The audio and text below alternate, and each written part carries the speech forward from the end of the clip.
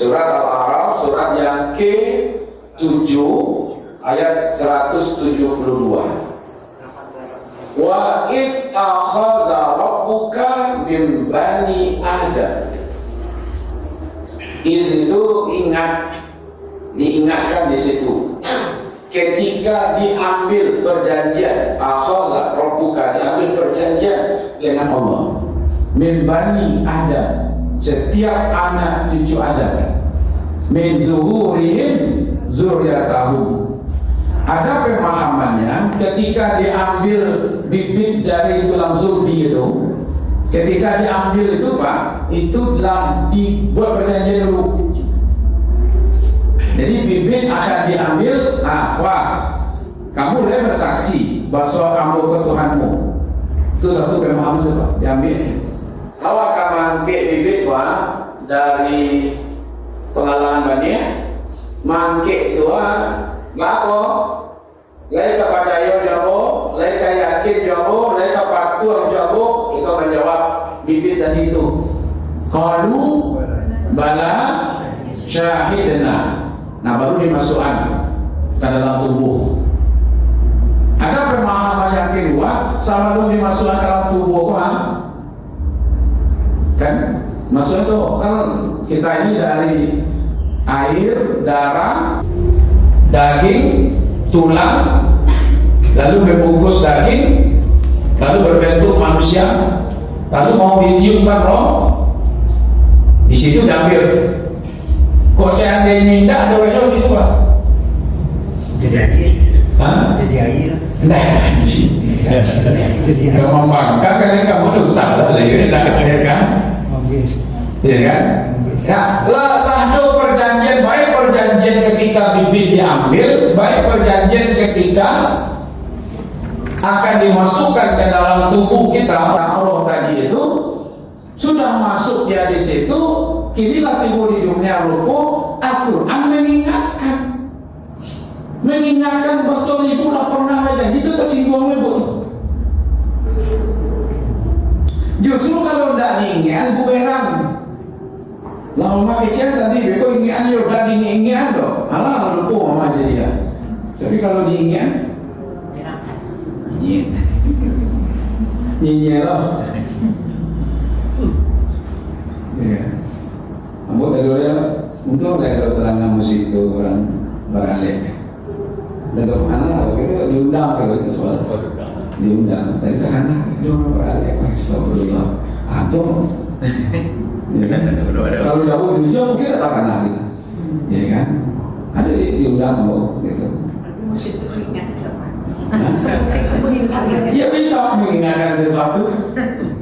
Nah Al-Quran yang 30 juz ini turun 23 tahun lamanya dari surat Al-Fatihah sampai An-Nas mengingatkan kita.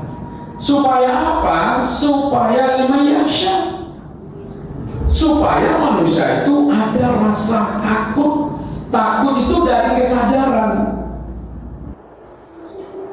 Kesadaran itu muncul karena ilmu. Jadi kalau bertambah ilmu saya, bertambah ilmu Bapak Ibu, tapi tidak membawa takut kepada Allah, pertanyaan besar.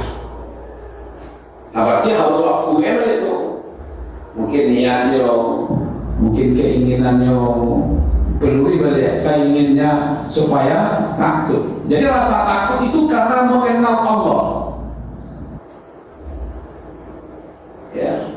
Jadi Al-Quran itu sebenarnya memperkenalkan tentang Allah sehingga hati yang hidup itulah yang menjadi takut kepada Allah. Ini bukan manusia Ustaz, tapi tak pernah rasa takut. Ia mati hati itu. Tapi itu dia tunjuk aku nak mati hati dia Ustaz. Kau benar. Ya nak. Ini mayyasha untuk menjadikan manusia itu takut. Maka itu ulama mengingatkan bagi orang-orang yang menuntut ilmu, coba pikirkan kalau ilmumu tidak membawa engkau takut kepada Allah, justru menambah kesombongan, bangga. Saya ini sudah kemana-mana pergi mengaji. Saya ini sudah tahunan untuk ilmu. Saya ini sudah banyak gurunya. Saya ini pada tujuan tadi supaya saya takut justru menjadi saya bangga. Ayam bangga itu namanya somse. Apa somse? Sombong sekali. Ya kan? Jadi tujuannya itu Pak, takut karena mengenal keagungan Allah, bukan karena takut buta. Al-Quran hidup bagi orang yang hatinya terbuka. Ya. Maka itu kata Allah sendiri, yang bisa takut kepadaku hanya orang yang berilmu. Tadi surah apa? Al-Araf tadi ya. Sekarang kita bahas di sini. Surah Fatir ayat 28. Ini sekali cek kita Pak. Iya. Orang yang tidak berilmu berarti ada takutnya. Tidak. Melihat orang punya mata dengan dosa segala macam Pak. Betul. Bu, di situ ada harimau mengganas. Ibu tahu takut kan? Kalau orang tak tahu kalau harimau di situ mengganas, tak takut. Cuma lah tiba di kuduannya, tadi yang harimau, kan karena kita tahu ada proses, kita tahu ada pertanggungjawaban, kita tahu akan dituntut, kita tahu akan ditanya, kita tahu untuk apa saya diciptakan ke dunia ini. Ya, itu yang ilmu. Ya, itu yang ilmu. Ilmu tadi itu membawa takut kepada Allah. Maka Allah katakan, innama yakhsyallaha min ibadihil ulama. Sesungguhnya yang akan takut kepada Allah itu di antara hamba-hambaku adalah ulama, bukan majelis ulama. Ulama orang yang tahu dengan ilmu. Walaupun ilmunya tentang ilmu listrik, tapi karena dia bisa memadukan antara negatif dengan positif, tenaga yang luar biasa, lalu membawa kepada Allah, yang dipasangnya listrik ketakutannya kepada Allah. Tenaga listrik saja luar biasa, bagaimana tenaga yang menghidupkan listrik? Maka itu listrik bisa membawa takut kepada Allah. Al-Quran itu semakin dipelajari semakin membawa takut kepada Allah. Kita evaluasi Ibu Bapak. Saya belajar, saya juga berendong-endong seperti itu. Apa saya ini semakin takut kepada Allah atau tidak? Kalau belum, nanti harus ditambah terus, ulang lagi, pelajari lagi, baca lagi, bagaimana ini sebenarnya. Jangan-jangan kita takutnya kepada manusia. Ya kan? Jadi kita khawatirkan. Kita takutnya kepada manusia, tidak kepada Allah. Allah ingatkan yang takut. Berarti selain daripada ini tidak ada yang takut kepada Allah. Karena innama yakhsyallaha min ibadihil ulama, itu pengakuan Allah sendiri. Di antara manusia itu yang akan takut kepadaku hanya orang yang berilmu tentang aku, tentang kekuasaanku, tentang ciptaanku, tentang pertanggungjawaban mereka kepada usaha aku ciptakan. Kalau itu yang disebut dengan ilmu tauhid, akidah, itu sebenarnya. Iya, kira-kira nambah takut enggak kepada Allah? Semakin kancang sholatnya, semakin kancang korupsinya. Coba apa kira-kira? Ya kan? Buya Hamka menjelaskan. Kita ambil ulama-ulama tafsir. Al-Quran bukan alat penindas jiwa, tapi ia menjadi peringatan yang lembut bagi orang-orang yang punya rasa takut kepada Allah, diingatkan dengan lembut. Makanya Al-Quran tidak ada yang keras, Bapak Ibu. Ya kan? Ini informasi. Dengan informasi itu, ya kan? Kadang-kadang begini, ada di Minang itu kandung bergantian tanggang Majeledelo. Kita kan jawab apa Quran itu akan menjadi keras atau tidak keras. Ya dulu Pak, suaranya nanti menyampaikan, ya kan? Nah dulu izinnya nanti menyampaikan. Aduh, bahasunya yang kari menyampaikan. Ada seperti itu kan? Itu kan alat penyampai lagi. Kalau yang Rasulullah sendiri lembut saja. Kalau ada yang salah itu malah dengan cara macam-macam Pak. Teguran ini menarik Bapak-Bapak Ibu.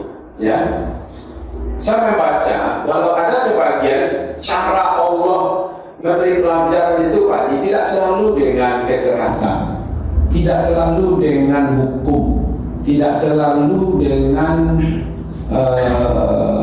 memalukan atau menelanjangkan dengan orang ramai, memberikan peringatan teguran.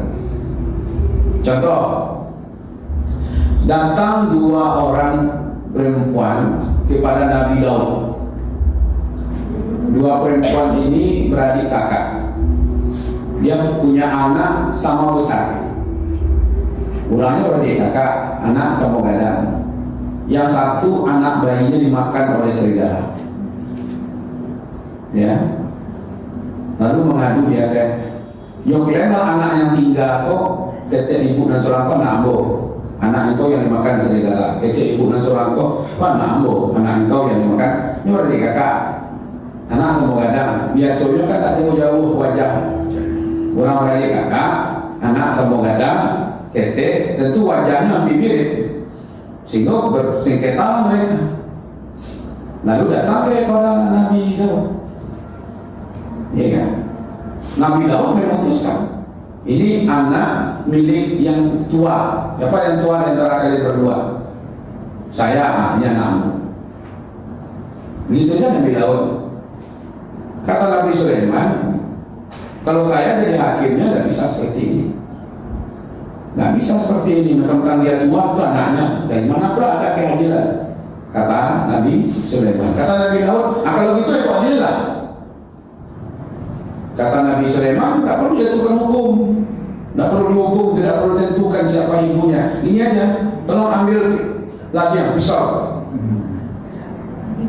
Kita belah ini anak ini, kita bagi dua. Tidak perlu ini yang punya pemilik, tidak perlu. Kita belah dua. Siapa yang rela, yang apa bagi nih. Kata yang kecil, yang adiknya tadi, ya Nabi Allah Sulaiman, tidak usah, saya tidak tega melihat bayi dibelah seperti ini. Saya ikhlaskan, saya relakan, biarlah dia menjadi bayi anak kakak saya. Kata Nabi Sulaiman, ya kakaknya oke, belah, nggak apa-apa, dia separuh sudah dapat. Kata Nabi Sulaiman, inilah yang pemilik anak. Karena seorang ibu tidak akan pernah rela anaknya dibagi belah. Begitu kadang-kadang menentukan hukum. Karena di sudah perasaan tidak mungkin seorang ibu kandung rela melihat anaknya. Nah inilah yang punya anak. Nih tentu ini tadi apa tadi? Ayolah, balanglah dulu. Ini anaknya nih itu je. Kadang begitu Pak, menyebabkan cara kearifan itu. Sama juga dengan Nabi Ibrahim. Nabi Ibrahim karena asik-asik berdakwah, banyak ibadah, berdoa kepada Allah, ya Allah, tolong ya Allah panjangkan umur saya, sehingga saya bisa ibadah lebih banyak, bisa berdakwah lebih lama. Bagus kan? Bagus doanya kan? Tapi Allah tidak langsung jawab, tidak langsung memberikan pelajaran begitu saja, iya kan? Tapi caranya Allah mempertemukan dengan orang yang sudah lanjut usianya. Lanjut usianya. Nabi Ibrahim tadi minta apa?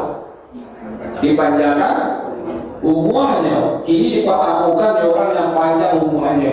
Yang makan kurma apa? Melepot-lepot kurma itu. Dia punya pas punya kembali muncul sih kok. Dia punya kembali juga sih kok kira gigi tidak ada di rumah.